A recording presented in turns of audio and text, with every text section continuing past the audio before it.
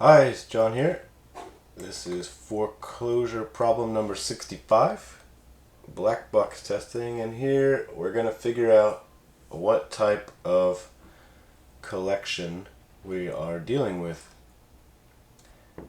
And we are not allowed to use the kind of introspective functions where we can just ask something what it is. We'll have to poke at it and see how it responds. Figure it out that way. Okay, let's get started. We are going to define a function that takes in some sequence, and we'll call it my type. Okay, so let's think about what collections we need to figure out. And the first thing is a map, a set, let's say a vector, and a list.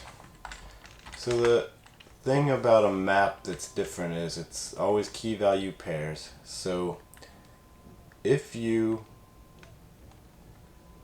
conj on something with the where a key is already there, that thing is going to be overwritten. So here we could say we can conj onto this thing without changing the size. Okay. In a set,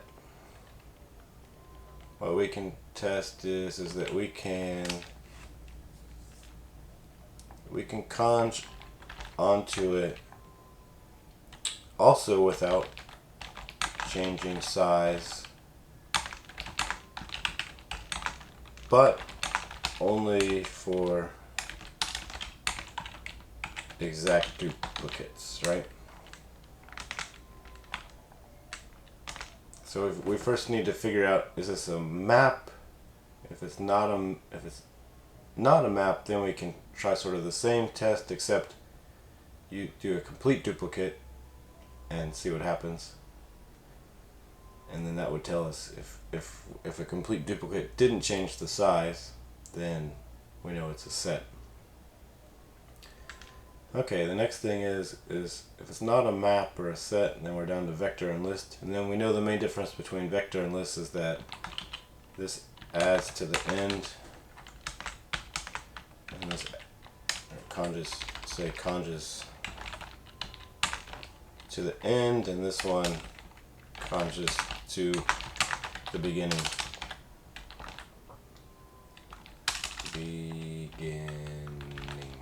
Okay, so this lends itself well to the condition.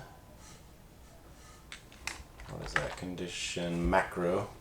Basically, we're going to give it a list of predicates, and if the predicate is true, it'll return that value, otherwise move to the next one, and then it'll end with this else. And let's just say if we don't get anything, then we'll call it a list. And so the first one will be a condition, and then we're going to call it a map. So let's just try this out. Condition true. Where is that? Condition true gives us a map, else list.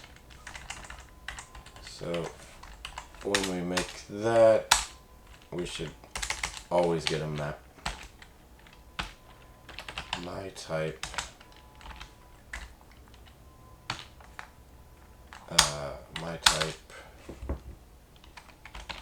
something. Okay, let's use this last example here for our test case because it's got everything in there, and we'll just say map my type across this vector. If we do that, then everything's a map, and then we know we need to handle the empty ones. We also might need to handle something with some data in it. So let's say for our for our sample data, let's just do A1, A1, A1, and A1. Okay, so everything still evaluates the map, that's fine. So let's work on map. So what we said is we can conj without changing the size. So we're going to say that we're going to take S, we're going to conj onto S something. Let's say we're going to conj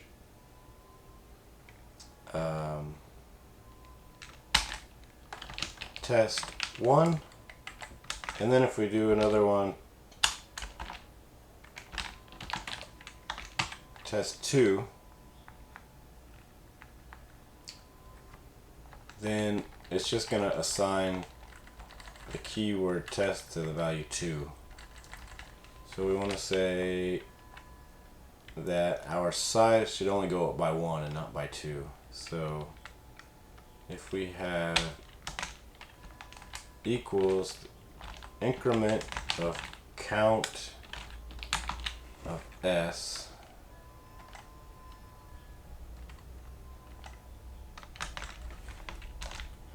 is the same as the count of this, then we have a map. So when we conj on these two values, test is a duplicate key, so we only get 1, so we only incremented the size by 1. Let's try that out.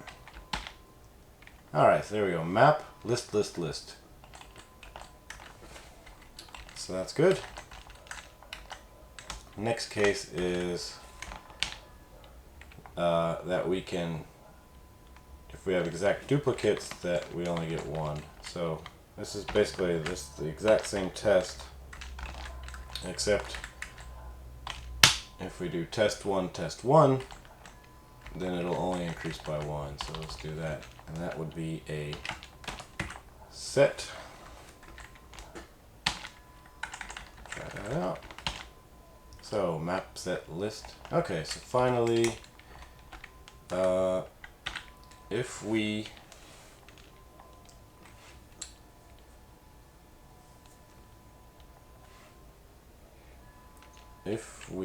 say the last of conjing onto S test, if that is equal to test,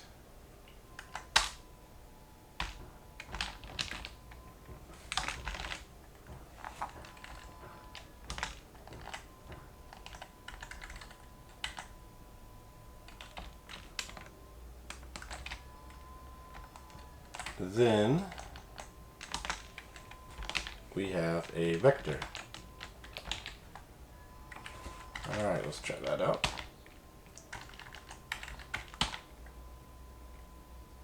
Vector, vector. Let's see.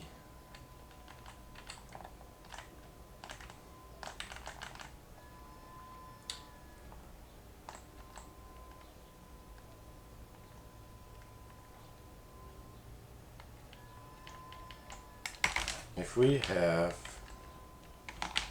we conj onto an empty list test, then last is still going to be the same as the first. Let's conj on dummy and then test.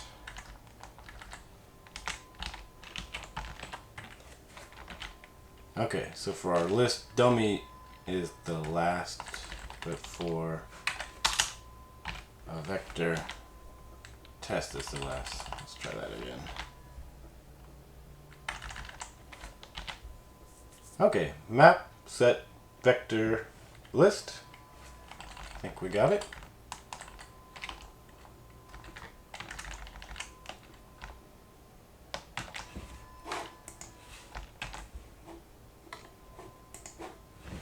map, list, vector, set, map. Okay, great, we got it.